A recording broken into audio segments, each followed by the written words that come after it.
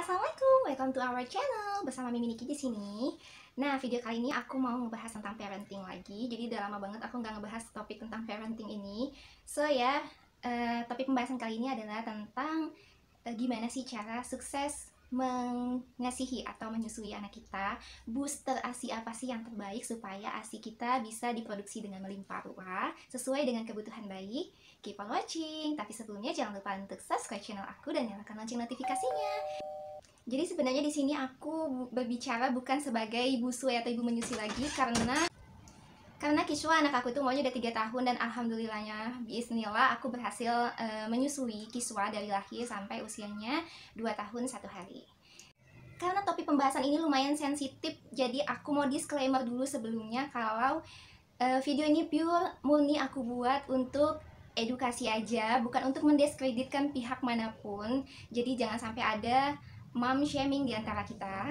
Karena pernah dulu waktu aku baru ngelahirin, aku pernah share status tentang pentingnya ASI. Maksud aku tuh di situ aku bermaksud untuk menyemangati diri aku sendiri, dan mungkin ada ibu menyusui di luar sana yang butuh info itu atau butuh semangat juga supaya sama-sama semangat dan sama-sama teredukasi. Namun kita nggak tahu pikiran orang gimana ya, jadi ada aja yang komentar sedikit ya gimana ya, waktu itu bilang sombong banget sih, mentang-mentang asinya banyak, atau belum aja lu ngerasain asinya kering kerontang dan sebagainya, yang waktu saat itu sempat membuat aku, hah kok gitu sih, sempat ngebuat aku sedikit down dalam beberapa menit aja. Tapi aku nggak mau memikirkan hal itu berlarut-larut. Jadi karena tujuan aku sebenarnya memang benar-benar edukasi dan nggak menyinggung pihak manapun.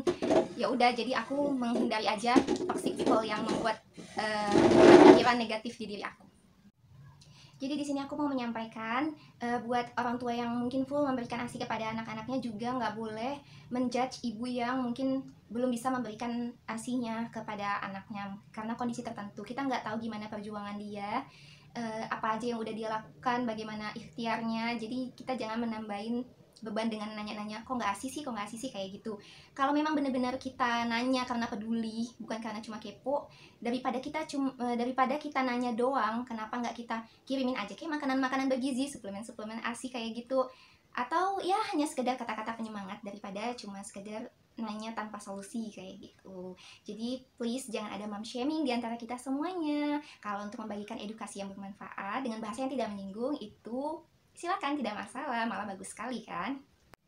Jadi guys, sebenarnya video ini aku akan lebih kayak menceritakan gimana pengalaman aku mengasihi anak aku ini, dan gimana kunci sukses dalam mengasihi yang sebenarnya bisa menjadi booster utama dalam menghasilkan ASI yang banyak untuk anak kita. Jadi di sini bukan it's not about brand, bukan tentang nama-nama booster ASI yang dijual bebas di sana kayak gitu. Karena menurut aku inilah kunci utama yang paling penting. Pertama sekali aku akan menyebutkan manfaat yang sangat besar dari ASI itu apa aja. Jadi ASI itu merupakan nutrisi yang udah komplit banget yang diciptakan oleh Yang Maha Kuasa untuk bayi kita sesuai dengan kebutuhannya dan sesuai dengan kondisi dan keadaannya. Kemudian ASI itu juga kaya akan antibodi, di mana di awal kita melahirkan kita biasanya akan mengeluarkan kolostrum yang memiliki banyak sekali manfaat buat anak kita supaya daya tahan tubuhnya lebih kuat lagi. Kemudian dengan memberikan ASI juga lebih membangun bonding atau kedekatan di antara ibu dan anaknya. Dan secara ekonomi juga sebenarnya memberikan air susu ibu langsung itu akan lebih irit ya. Namun nggak bisa dipungkiri kadangkala ada di mana kondisi ibu tidak bisa memberikan air susu ibu kepada buah hatinya. Bisa jadi karena si ibu mengalami kondisi penyakit tertentu yang dikhawatirkan bisa menularkan ke bayi yang akan disusuinya, atau juga ketika si ibu mengonsumsi obat-obatan tertentu yang dilarang untuk dikonsumsi ibu menyusui. Nah, itu sudah di luar kehendak kita. Namun, gak jarang kita temui alasan gagalnya pemberian ASI eksklusif ataupun ASI sampai 2 tahun nanti itu adanya hanya karena kurang kepercayaan diri dari si ibunya. Sering kita mendengar keluhan dari ibu yang baru melahirkan kalau ASInya belum keluar, atau mungkin ASInya masih keluarnya sedikit banget, ASI aku kurang, gak cukup, dan sebagainya. Padahal kondisi dimana saat kita baru melahirkan dan ASI belum keluar itu adalah kondisi yang memang benar-benar normal. Jadi aku mau cerita sedikit. Waktu aku melahirkan Kiswa, aku waktu itu melahirkan secara normal. Tapi anak aku ini qadar Allah keminum air ketuban, jadinya dia harus dirawat dulu di NICU selama 5 hari. Dan di hari pertama itu aku tidak boleh dulu memberikan air susu kepada anak aku. Jadi kayak harus puasa dulu karena mau diambil darah lengkapnya kayak gitu untuk dicek laboratorium kan. Nah, di hari pertama itu memang kebetulan aku belum keluar air susunya. Kemudian pas di hari kedua itu dokter perawat datang tuh bilang mau ngambil ASI. Aku kaget saat itu karena aku memang benar-benar gak prepare sama sekali kalau keadaannya kayak gini, kita harus berpisah. Aku pikir ya aku bisa menyusui secara langsung gitu kan. Dan aku nggak bawa pumping atau pompa saat itu kan, jadi langsung buru-buru suami aku cari pompa ASI. Saat itu juga aku mulai memompa ASI aku, dan saat itu yang keluar hanya tetes-tetes kolostrum yang sedikit sekali. Ternyata memang kata dokter kondisi itu adalah normal karena pada hari-hari awal kelahiran anak yang mereka butuhkan hanya sedikit, lambung mereka itu hanya sebesar buah cherry, jadi ya memang mereka hanya butuh segitu kayak gitu. So, kita jangan underestimate dengan jumlahnya yang sedikit di awal itu. Karena prinsip dari ASI itu sendiri adalah supply by demand. Jadi dia akan diproduksi sebagaimana banyaknya permintaan. Makanya kita harus mengeluarkan ASI sebanyak dan sesering mungkin kalau pengen ASInya semakin hari semakin banyak. Misalnya kita bisa susui sesering mungkin kepada anak, atau kita bisa dengan memompanya. Jadi ASI akan diproduksi sebagaimana yang dibutuhkan, sinyal yang diberikan ketika kita menyusui misalnya 2 jam sekali atau kita memompa 2 jam sekali, maka otak akan memerintahkan ASI kita untuk diproduksi lagi lebih banyak sesuai dengan ritmenya yang sudah kita bentuk, misalnya 2 jam sekali, 3 jam sekali, kayak gitu. Nah, di situ aku memompa ASI. Aku selalu pompa ASI aku 2 jam sekali. Bahkan ketika aku harus sudah keluar dari rumah sakit dan anak aku masih di NICU, aku nggak gentar, gempur terus pompa ASI. Bahkan di mobil sekalipun aku pompa. Dan itu aku kayak semangat banget ngantar ASI ke NICU di lantai 3, aku baru lahiran. Naik turun lantai 3 itu kayak ya udah gitu. Aku jalani dengan happy, dengan ini buat anak aku harus semangat dan gak boleh menyerah kayak gitu. Aku percaya diri saat itu. Nah, jadi buat moms yang di hari pertama, hari kedua belum keluar ASInya, itu jangan panik dulu, jangan terburu-buru dulu untuk menyambung dengan sesuatu yang lain, karena emang secara umumnya bayi itu masih bisa bertahan 3 hari tanpa makanan, tanpa minuman apapun, karena dia sudah punya persediaan gitu kan, makanan di dalam tubuhnya. Tapi tetap kita ikhtiar, kita usaha pompa terus, susui terus sesering mungkin, karena prinsip dari ASI itu adalah supply by demand. Jadi karena aku sering banget tuh kan pompa ASI kan antar ASI ke anak aku, alhamdulillahnya di hari berikutnya ASI aku tuh bener-bener melimpah ruah. Kalau nggak salah di hari ketiga atau keempat dan seterusnya itu ASI aku tuh sekali pompa itu aja udah bisa dapat 240 ml. Masya Allah, alhamdulillahnya. Dan karena itu juga berat badan anak aku yang di NICU itu cepat banget naik. Jadi waktu dia lahir itu beratnya 3,1 kg. Dan setelah 5 hari dari NICU keluar kan ditimbang lagi, itu beratnya jadi 3,8 kg saat pulang dari rumah sakit.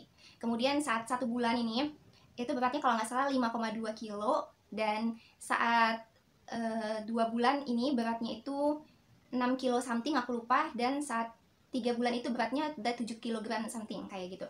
Jadi benar-benar pertumbuhannya itu bagus sekali karena ASI yang diberikan itu optimal. Lalu bagaimana sih agar ASI kita itu terus bisa memaintain ASI kita bisa keluar banyak selain tadi dikeluarkan sering mungkin supply by demand? Kalau misalnya ibu mengeluh ASI-nya itu sedikit, jangan terburu-buru untuk mencari pengganti ASI kita. Tapi yang pertama sekali harus kita lakukan itu bukan mencari penggantinya, melainkan mencari tahu penyebabnya. Penyebabnya itu apa? Apa karena air susunya kurang sering dikeluarkan seperti prinsip supply by demand tadi, atau bisa juga karena pelekatan yang kurang tepat. Jadi, pelekatan ini sangat penting banget menentukan kesuksesan dalam menyusui atau mengasihi. Pelekatan yang tepat ini bisa membuat bayi menghisap ASI dengan maksimal sehingga menstimulasi otak untuk terus memproduksi ASI sesuai dengan kebutuhan. Gimana sih pelekatan menyusui yang tepat itu? Jadi dagu bayi itu menyentuh payudara ibunya. Kemudian setelah itu pancing agar mulut anak terbuka lebar. Bisa kita pancing gimana ya supaya mulutnya bisa kebuka lebar. Dan setelah mulutnya kebuka lebar, langsung kita masukin payudara kita hingga seluruh aerolanya masuk ke dalam mulut bayi. Jadi ingat ya, yang dihisap itu adalah aerolanya, bukan puting. Jadi nggak masalah, puting datar atau flat nipple itu bukan menjadi halangan dalam menyusui. Kenapa bayi harus menghisap aerola bukan puting? Karena sebenarnya di bawah aerola inilah terdapat kantung-kantung ASI tersebut. Jadi ketika aerola dihisap secara sempurna masuk ke dalam mulut bayi, maka produksi ASI di kantong-kantong tersebut akan maksimal. Yang keluar bisa maksimal dan banyak. Dan juga yang paling penting, jika yang dihisap bayi adalah aerola, maka lidah si bayi pasti akan berada di bawah payudara ibu, sehingga tidak ada yang namanya puting lecet, tidak ada drama-drama puting lecet, karena dia menghisap itu aerola, bukan puting. Jadi pastikan pelekatan bayi ini harus benar-benar betul dan tepat. Dimana kan ketika lidah si bayi itu berada di bawah payudara ibu, maka ASI akan tertelan dan terhisap secara sempurna dan maksimal ke dalam lambungnya, sehingga pertumbuhannya dan ASI yang keluar juga maksimal. Yang pelekatan itu harus benar-benar tepat, karena ini juga bisa menentukan keberhasilan kita dalam menyusui. Tapi ada kalanya anak udah kita ajarin berkali-kali belum berhasil gitu pelekatan yang tepat, karena ternyata adanya tongue tie di dalam bibirnya atau lidahnya. Itu dalam bahasa medisnya disebut dengan ankylosing, merupakan kelainan pada bayi di mana frenulum atau lidahnya itu terlalu pendek. Akibatnya menjadikan lidah bayi ini tidak leluasa bergerak. Frenulum ini adalah jaringan tipis di bawah lidah di bagian tengah. Nanti aku kasih fotonya di sini yang aku maksud. Nah, normalnya frenulum ini terpisah ketika bayi dilahirkan. Namun ada juga kondisi di mana frenulum ini gagal terpisah ketika bayi telah lahir, atau tetap melekat gitu di bawah lidahnya. Nah, inilah salah satu yang menyebabkan bayi kesusahan dalam menyusu, dalam meletakkan lidah atau mulutnya ini di aerolanya si ibu. Solusinya adalah kita sebaiknya sih mengunjungi dokter spesialis laktasi ya. Kita konsultasikan bagaimana sebaiknya, karena ada yang tidak terlalu parah dan bisa distimulasi menyusuinya yang baik dan benar kepada si anaknya. Atau kalau mungkin sudah terlalu parah, tangkainya ini bisa diinsisi atau digunting, dilakukan tindakan, dan itu yang tahu adalah dokternya. Jadi lebih baik dikonsultasikan dulu kepada dokter spesialis anak ataupun konselor laktasi. Selain itu semua tadi, sudah percaya diri, sudah melakukan semuanya, jangan lupa untuk rileks dan bahagia. Karena ada dua hormon penting dalam produksi ASI, yaitu hormon prolaktin dan hormon oksitoksin. Mana kedua hormon ini akan bekerja secara maksimal apabila si ibunya rileks, pikirannya tenang, dan hatinya bahagia. So, jangan lupa bahagia. Dan juga kalau ibu mau melakukan pijat oksitosin, itu juga bagus banget.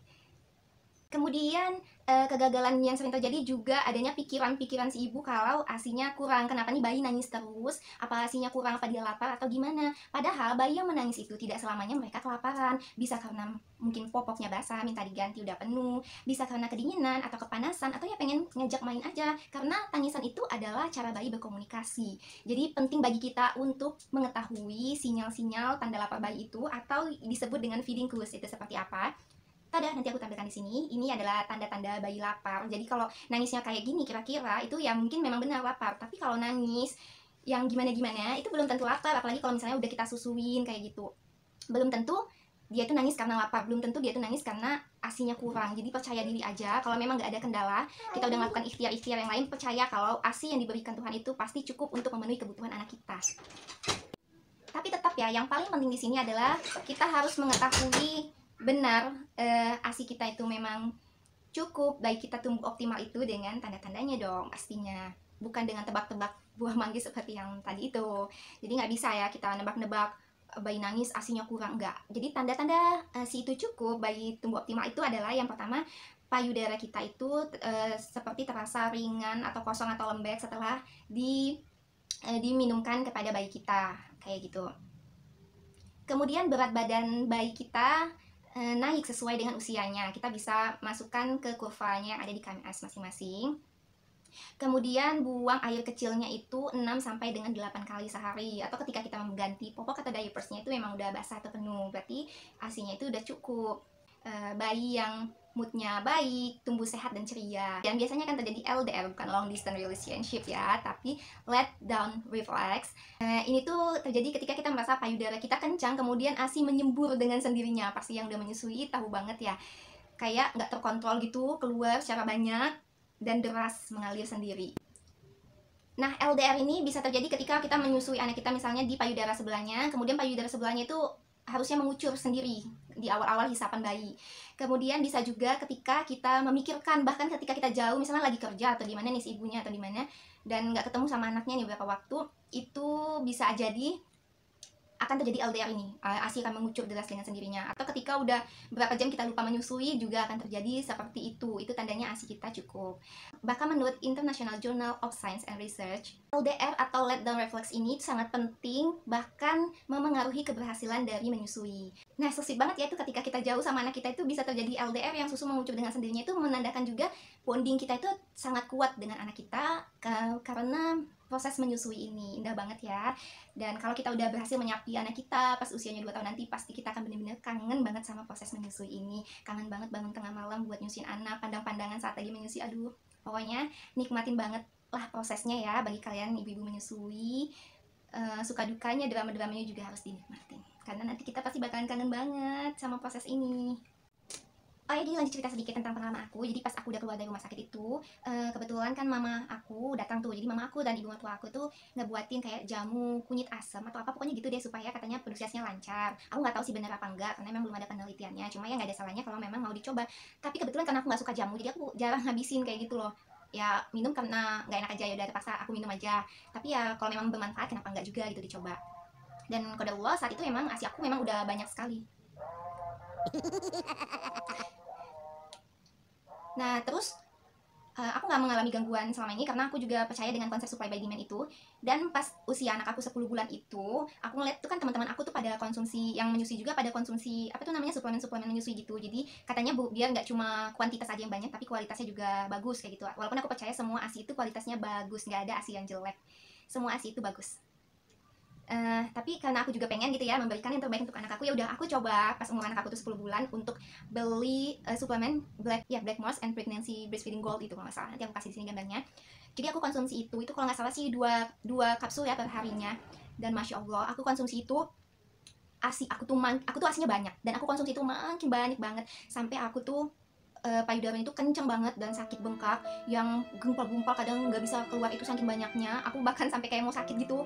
Oh my god, ini tuh kebanyakan kayak gitu. Ya udahlah, jadi aku cobain cuma 1 kali itu aja, abis itu aku nggak lanjut lagi karena emang udah cukup sih dengan yang apa namanya, suplemen yang aku kasih tahu tadi sebelumnya. Cara-caranya dengan itu aja udah cukup. Dan nggak lupa makan makanan bergizi juga dong pastinya, supaya sih kita itu berkualitas ya. Emang semua sih berkualitas, tenang aja.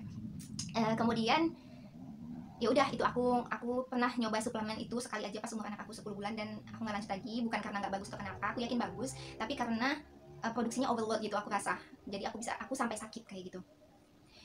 Oke, itu aja ya yang pengen poin-poin penting yang pengen aku sampaikan. Oh iya, jangan lupa poin utamanya adalah berdoa. Sebelum semua ikhtiar itu kita lakukan, kita harus berdoa dulu dong sama yang ngasih rezeki. Jangan lupa doa pakai Asmaul Husna seperti yang diajarkan Allah dan Rasulnya dalam Al-Quran seperti ini. Nah, kalau kita mau minta rezeki, ya panggillah sesuai dengan namanya, yang maha pemberi rezeki, Ar-Razzaq. Ya Allah Ar-Razzaq, cukupkan asiku untuk tumbuh kembang anakku, kayak gitu. Dan sebagainya lah, doa menurut kepercayaan masing-masing, kayak gitu. Dan jangan lupa juga untuk belajar nih, pas dari hamil udah belajar, supaya kita tuh nggak salah ilmu pengetahuan kayak gitu loh. Aku ngerekomendasiin banget bukunya Dr. Meta Nindita. Beliau itu adalah dokter anak sekaligus konselor laktasi. Kalau ibu-ibu di dunia PMPASian pasti udah tahu banget sama dokter Meta ini, dokter idolanya para mama Instagram. Jadi walaupun ini bukunya baru aja keluar ya, jadi aku belum baca buku ini karena memang bukunya baru terbit. Tapi next time pasti insya Allah kalau aku hamil anak kedua, aku akan baca buku ini buat pelajaran aku. Jadi poin-poin penting di sini bisa aku simpulkan. Yang terpenting itu adalah kita berdoa dulu sama yang maha memberikan rezeki, supaya dikasih ASI yang cukup buat anak kita. Jangan lupa belajar, kalau bisa dari mulai hamil, bahkan kalau sebelum hamil pun mau belajar juga nggak masalah. Supaya kita itu nggak miss information gitu loh, nggak mudah terbawa katanya-katanya. Jadi kalau misalnya ASI kita belum keluar di awal kelahiran atau ASI kita masih sedikit kayak gitu, yang harus kita cari tahu itu adalah kenapa bisa seperti ini, bukan buru-buru untuk mencari pengganti ASI kayak gitu. Selesaikan dulu ini kenapa begini kayak gitu. Karena menurut dokter Meta yang tadi aku sebutin sendiri itu, susu apapun selain air susu ibu, selain ASI, pemberian susu apapun selain ASI kepada bayi harus atas advice atau saran dokter. Jadi nggak boleh ibunya itu langsung kasih susu formula misalnya buat bayinya tanpa konsultasi dulu. Misalnya cuma nebak-nebak aja susunya kurang dan sebagainya. Tapi kalau ternyata setelah konsultasi memang diperlukan, ya nggak masalah, karena suform pun bukanlah racun. Kalau memang dibutuhkan atas advice dokter pastinya ya, itu nggak masalah. Tapi kita ikhtiar dulu kan sebisa mungkin, cari tahu kenapa bisa begini dan begitu. Pasti dokter juga akan ikhtiar dulu dong kayak gitu. Jadi yang tadi tuh berdoa, belajar, percaya diri ya, ikhtiar pastinya. lakukan supply by demand tadi, prinsip kerja ASI, yaitu diproduksi sesuai dengan permintaan. Semakin banyak kita keluarkan, semakin banyak atau sering kita susui anak kita pompa ASI kita keluarkan, akan semakin banyak ASI kita diproduksi. Jangan takut malah makin habis, enggak kayak gitu kerjanya ASI. Jadi otak kita akan merekam, oh dia butuh segini, ayo kita produksi lagi segitu yang dikeluarin, kayak gitu sederhananya. Nah, terus kita cari tahu dulu masalah-masalah penyebabnya, kenapa. Misalnya kalau ada tangkai kayak tadi tuh, harus kita konsultasikan ke konselor laktasi ataupun dokter anak.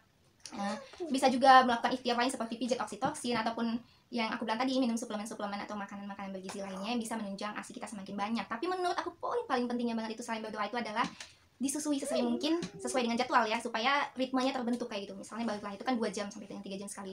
Harus banget kosongan payudara kita supaya ASI kita bisa keluar banyak. Itu adalah suplemen terpenting sesuai dengan judul ini yang ingin aku sampaikan, supaya ASI kita itu bisa mengalir deras sesuai dengan kebutuhan bayi.